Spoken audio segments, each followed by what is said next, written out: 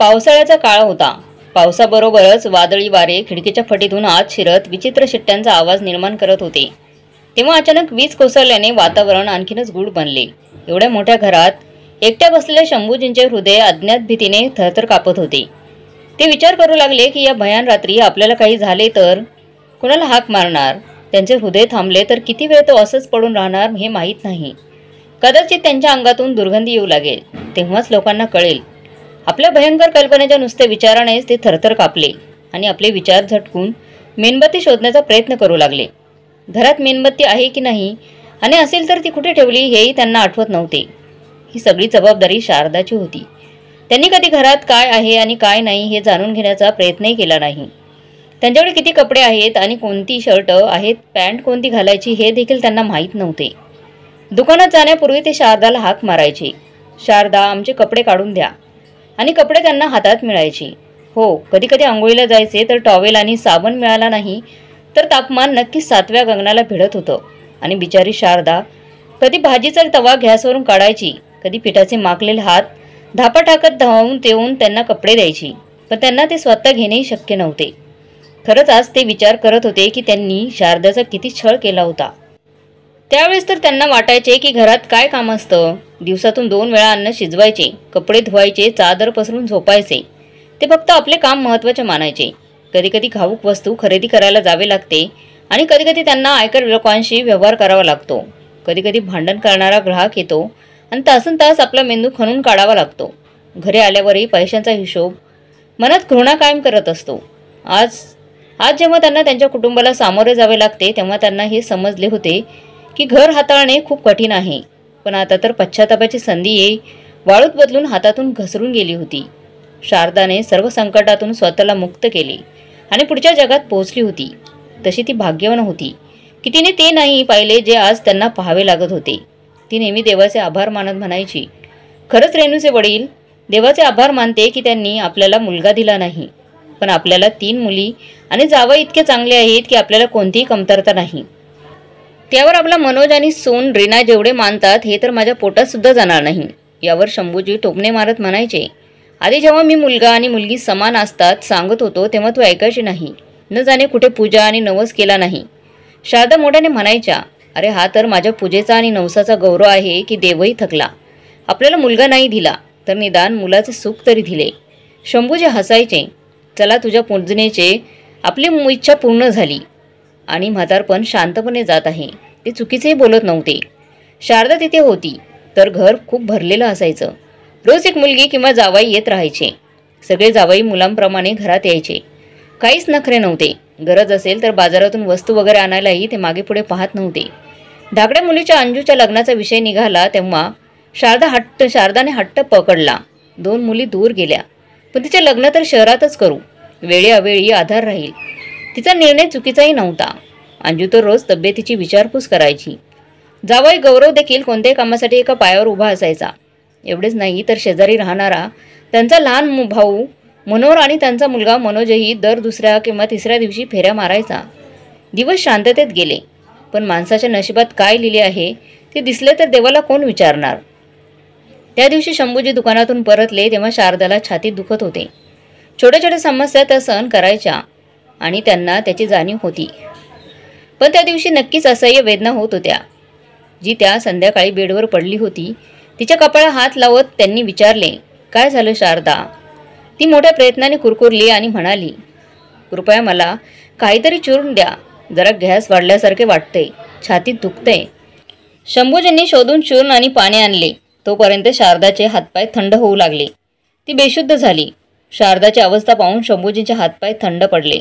त्यांनी थरथरत्या हाताने मनोज आणि गौरवला बोलवले आणि शारदाला जवळ घेतले. तोपर्यंत मनोजही आला होता. हॉस्पिटलमध्ये डॉक्टर शर्मा यांनी त्यांची तपासणी केली आणि म्हणाले, त्यांना हृदयविकाराचा झटका आला आहे. शंभूजी घाबरले आणि म्हणाले, डॉक्टर साहेब आता काय होणार. गौरवने तातडीने संजीवन हॉस्पिटल गाठले आणि डॉक्टर म्हणाले, लगेच ऑपरेशन करावे लागेल. पण तो अपयशी ठरला. शारदा सगळ्यांना सोडून गेली होती. या धक्क्याने शंभूजींना जणू ते दगडावर वाळल्यासारखेच वाटले. आयुष्याच्या वाटेवर सदैव साथ देणारी शारदा स्वतः अशक्त होत असताना शेवटच्या टप्प्यात त्यांना असेच एकटे सोडेल असं त्यांना कधी वाटलं नव्हतं. ते तर थक्क होऊन तिथेच बसले होते. त्यांना काय आणि कधी घडले ते काही आठवतच नव्हतं. संपूर्ण काम मनोज आणि गौरव यांनी हाताळले. त्यांनी मुलींना माहिती दिली. नातेवाईक कधी आले आणि शारदा तिच्या शेवटच्या मुक्कामाला कधी निघून गेली हे त्यांना कळलंही नाही. त्यांना सांगितल्याप्रमाणे ते करत राहिले. पण चिता पेटवायला सांगितल्यावर त्यांना धक्काच बसला. ज्या 18 वर्षाच्या नाजूक शारदाला त्यांनी 38 वर्षाआधी लग्न करून घरी आणले, त्यावेळेस क्षणार्धात तो देह आगीत होरपळून जाईल या विचारानेच त्यांचा पाषाणमय मनाची न्हावून निघाली आणि त्या दरीतून वाहत असलेल्या दुःखाने सर्व सीमा मागे टाकल्या. त्यांच्या रडण्याने दगडी नद्यांचे डोळे पाणवले. पण शारदाजी त्यांच्या हाकेवर धावत यायची. आज तिने त्यांची हाक ऐकली नाही. ती लाकडी पलंगावर चिरंतन झोपत राहिली. जेव्हा ते थकून आणि दमून परतले तेव्हा घर शोकाच्या गर्दीने भरले होते. परंतु या गर्दीतही ते पूर्णपणे एकटे होते. मुले, जावई आणि भावाने मिळून 3ऱ्या दिवशी हवन करायचे ठरवले. 13 दिवस थांबायला तर कोणाला वेळच नव्हता. काहींच्या मुलांची परीक्षा होती तर काहींचे घर एकटेच होते. 3ऱ्या दिवशी शारदाच्या अस्थिना शांती व हवनाने निरोप देण्यात आला. शांतीपाठाच्या दिवशी शंभूजी शांत बसले होते. तेव्हा त्यांचे बंधू मनोहरजी येऊन बसले आणि म्हणाले, भाऊ, मला काही बोलायचे होते. हो हो, बोल. भाऊ, वहिनी तर आपल्याला सोडून गेली. मुली आपापल्या घरी गेल्या. आता आम्हाला तर फक्त तुमची काळजी वाटते. म्हणाले, अरे आता जे काही देवाने दिले ते तर मानावेच लागेल. आणि मग तुम्ही लोक तर आहातच. मनोज आणि सुनबाई, रीना तर 2ऱ्या-3ऱ्या दिवशी येत राहतात. मनोहरजींनी आपले म्हणणे थोडे अधिक स्पष्ट केले आणि म्हणाले, भाऊ, आजकाल मुले चांगली वागतात, पण ते स्वतःच्या इच्छेचे मालक आहेत. त्यांना तसे वाटले तर ते विचारतील. कोणतेही दडपण नाही. मग तो थोडा वेळ थांबला आणि संकोचून म्हणाला, आम्हाला त्याला तुमचा मुलगा बनवायचा होता. यावर शंभूजींना धक्का बसला आणि म्हणाले, अरे तो मुलासारखाच तर आहे. आम्ही कधी परके मानले का त्याला? मनोहरजी रागाने म्हणाले, भाऊ, मुलगा मानणे आणि असणे यात खूप फरक असतो. तुम्ही दुकान त्याच्याकडे सोपवून तुम्ही घरी आराम करा. जेव्हा त्याच्यावर जबाबदारी येईल तेव्हा त्यालाही दुकान त्याचे वाटेल आणि तो त्या तत्परतेने काम करेल आणि सून रीनाही तुमची सेवा करेल. नाहीतर त्याला त्याचे काम पूर्ण जमवण्यापासून वेळ मिळणार नाही. शंभूजी विचार करत होते की दुकानात आणि घरात तुम्ही अधिकार दिलेत तर ते तुमची काळजी घेतील, अन्यथा नाही, अशी ताकीद त्यांना दिली जात होती. दोघे बोलत असतानाच धाकटा जावई गौरव आणि मोठी मुलगी रेणू तिथे आली. रेणू म्हणाली, काका, वडील आणि भाऊ मिळून काय सल्ला करत आहात? मनोहरजींना धक्काच बसला. त्यांना मुलीसमोर याविषयी बोलायचे नव्हते म्हणून त्यांनी ते टाळले आणि म्हणाले, काही नाही, ही दोघांची वैयक्तिक बाब आहे. पण रेणूच्या सांगण्यावरून शंभूजींनी मनोहरला काय हवे ते सांगितले. हे ऐकून रेणू आणि गौरवच्या भुवया उंचवल्या आणि ते म्हणाले, आम्ही मुली का मेले आहोत का? पप्पा, मनोजला दत्तक का घेणार? गौरवनेही रेणूला सांगितले की मी नेहमीच वडिलांना माझे वडील मानत आलो आहे, सासरे नाही. मग अचानक मला परके का समजले जाऊ लागले? संभाषणाचा स्वर अचानक मोठा झाला आणि इतर लोकही ते ऐकायला लागले. हे बाब समजल्यानंतर मनोजला अधिकार का द्यावेत असा आक्षेप सर्वांनी घेतला. मनोहरजींना त्यांची दाल शिजत नसल्याचे पाहून ते आदेशात आले आणि म्हणाले, ठीक आहे, खूप गोडी आहे तुझ्या वडिलांची, तर येऊन राहा इथे आणि तुमच्या वडिलांची काळजी घ्या. पण एक गोष्ट मी डोक्याच्या चोटवर सांगतो, आपले रक्त आपले असते, जावई कुणाचे नाही. अरे आपल्या धर्मग्रंथातही मुलगी आणि जावई परके असल्याचे लिहिले आहे. मग स्पष्टीकरण देताना ते म्हणाले, मी तर भावाच्या म्हातारपणाच्या काळजीने बोललो, नाहीतर मला काय कोणाच्या फाटक्यात पाय घालायचे. तेव्हा त्याचे शब्द विरुद्ध दिशेला जाताना पाहून त्याने पाय रोवले आणि तिथून चालायला सुरुवात केली. पण शांत सरोवरात त्याने फेकलेला खडा त्या शांत सरोवराच्या आत ढवळत असलेल्या लाटांना पृष्ठभागावर आणले. हा प्रश्न सगळ्यांच्या मनात निर्माण झाला की वडील त्यांच्या आधारासाठी त्यांच्या मुलींपैकी एकाची निवड करतील किंवा मनोहर काका मनोजला दुकानात बसवायला लावतील, कारण त्याला काही कायमस्वरूपी काम तर नाही आहे. हवेत उठणारा प्रश्न पहिला होता. धाकट्याने उत्तर दिले. जावई आणि मुलगी आता विषयाला हात घातला त्यांनी. अंजू म्हणाली, मला आता समजले की मनोज आणि वहिनी रीना आईबाबांची इतकी सेवा का करायची. आज काकांच्या पडद्याआड लपलेला खरा चेहरा प्रकाशात आला आहे. अरे आपण मुली असताना त्यांनी वडिलांची काळजी करण्याचा विचार कशाला करायचा? मग इतर कोणी नवीन प्रस्ताव ठेवण्याआधीच तिने सुचवलं. असो, मी विचार करत होते की आता बाबा इतक्या मोठ्या घरात एकटे कसे राहणार. मग मी पण आहे, त्यामुळे मला दुरून यांची काळजी घेता येणार नाही. म्हणून मी इथे शिफ्ट होऊन जाते. त्यामुळे ते माझ्या डोळ्यासमोर असतील तर मला काळजी करण्याची गरज नाही आणि माझ्या वडिलांनाही एकटेपणा जाणवणार नाही. अंजू त्या शहरात भाड्याच्या 2 खोल्यांमध्ये राहत होती. तिचे सासू सासरे आणि दीरसुद्धा तिच्यासोबत राहत होते. ती मनात हिशोब करत होती की इथे 4 खोलीचे घर रिकामे आहे, त्यामुळे ती इथे आली तर तिला आरामात राहता येईल. तिच्या बाबांचं काय, त्यांच्यासाठी एक खोली पुरेशी आहे आणि मग ते दिवसभर दुकानातच बसून असतील. सकाळ संध्याकाळ फक्त 4 चपात्याच तर बनवायच्या आहेत. गौरवने सुद्धा बायकोला साथ दिली आणि म्हणाला वेळी अवेळी साथ देईल. या विचाराने बाबांनी अंजूच्या शहरातच लग्न केले होते. आता वेळ आली आहे. मी माझ्या कर्तव्यापासून मागे हटणार नाही. पण रेणूने त्यांच्या इच्छांवर पाणी फिरवत म्हणाली, मग आजपासून माझे माहेरचे घर संपले आहे का? आता मी तर तुझ्या सासू दीर असलेल्या घरात यायचं टाळेल. याला मधली मुलगी आरती आणि जावई सुमित यांनीही साथ दिली. ते विचार करत होते की अंजू इथे येऊन राहायला लागली तर घर जाईल, तिचा त्यावर हक्क असेल हे निश्चित.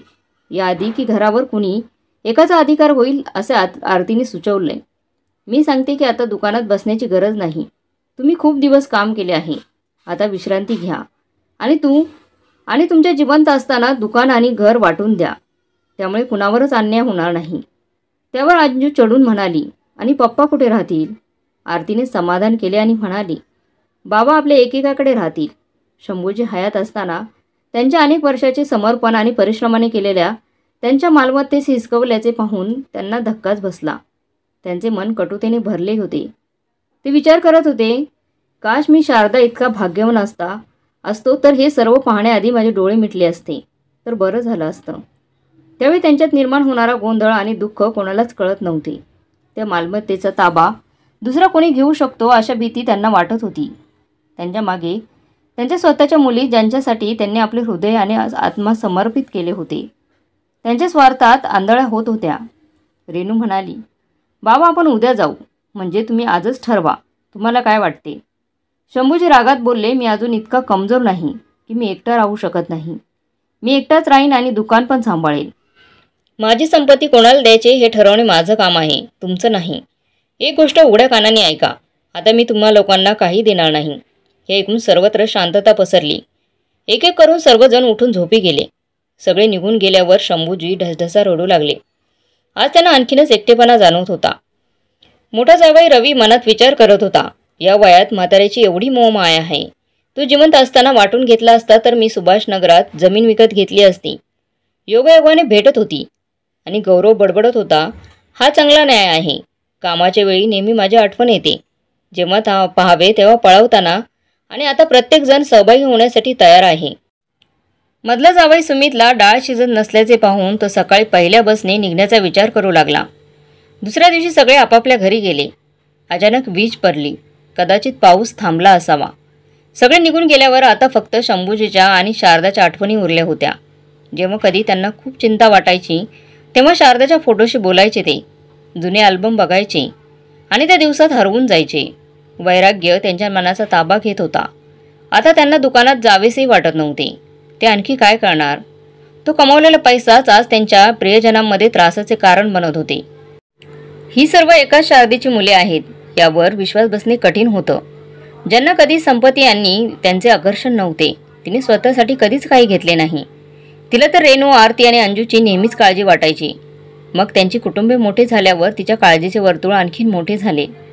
कधी आरतीच्या मुलाचा वाढदिवस असेल त्यामुळे त्याला गिफ्ट द्यायचे असेल तर कधी अंजूला तीच पाठवावी लागेल, किंवा रेणू खूप दिवसांनी आली आहे, जावायला कपडे द्यावे लागतील. कदाचित शारदाने त्यांना खूप दिले आणि मुलींनी याची इतकी सवय झाली आहे की त्यांना पप्पांबद्दलच्या भावना बाजूला ठेवून तिच्या हक्कासाठी स्पर्धा सुरू केली आहे. ते कुणाला काही देणार नाही असे सांगितल्यापासून सगळेच त्यांच्यापासून दूर राहिले. मनोज एवढ्या दिवसात फक्त एकदाच एका औपचारिक कामासाठी आला होता. ते एकटा असताना त्यांच्या मुली त्यांना फोन करायच्या, पण त्यांच्या आवाजातील ती जवळीक कुठेतरी हरवली होती, जी वडिलांसाठी असायची.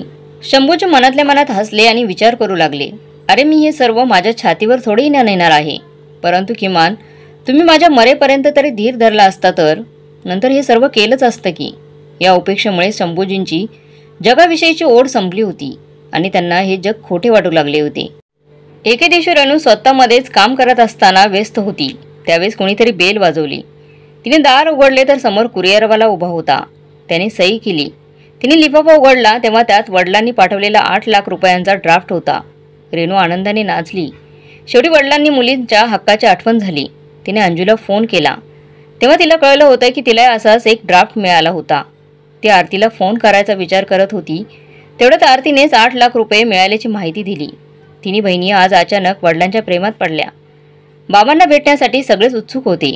रेणू आरतीने घाईघाईने एक प्लॅन बनवला आणि दिल्लीला पोहोचली आणि अंजूसोबत वडिलांच्या घरी पोहोचली. पण घराला कुलूप होते. तिला वाटले बाबा दुकानावर असतील, पण दुकानही बंद होते. म्हणून तिने शेजारच्या शुक्लाजींचा दरवाजा ठोठवला. तिघींनाही एकत्र पाहून शुक्लाजी आश्चर्याने म्हणाले, तुम्ही येथे? तर अंजू पुढे आली आणि म्हणाली, काका आम्ही बाबांना भेटायला आलो होतो, पण घर आणि दुकान बंद करून कुठेतरी गेले आहेत. तुम्हाला काही सांगितले आहे का? शुक्लाजी काही गोंधळात म्हणाले, आणि तुम्हाला माहीत नाही का? आता तिन्ही बहिणींना काहीतरी अस्वस्थ वाटू लागले. त्यांनी एकत्र विचारले, काय झाले, बाबा ठीक तर आहे ना? शुक्लाजींनी आवाज उठवला आणि म्हणाले, कुणाला माहीत आहे? मला एवढंच माहीत आहे की शंभूजींनी आठवड्यापूर्वीच आपलं घर आणि दुकान विकलं आहे. मग ते थोडा वेळ थांबले आणि म्हणाले, आम्हाला वाटलं होतं की ते फक्त तुझ्या सोबत असतील. तिन्ही बहिणी स्तब्ध झाल्या. त्यांनी एकमेकांशी नजरा मिळवता येत नव्हती, कारण त्यांना समजले की वडील त्यांच्यावर रागवले आहेत आणि ते आता पुन्हा कधीच भेटणार नाही. आज त्यांच्या मनात एकच प्रश्न होता, बाबा तुम्ही कुठे आहात? दुसरीकडे शंभूजी सर्व भ्रम सोडून वृद्धाश्रमात बेघर वृद्ध लोकांसह आयुष्य घालवायला निघाले होते. आता आश्रम त्यांचे घर आहे आणि तिथे राहणारी वृद्ध माणसे त्यांची माणसं होती.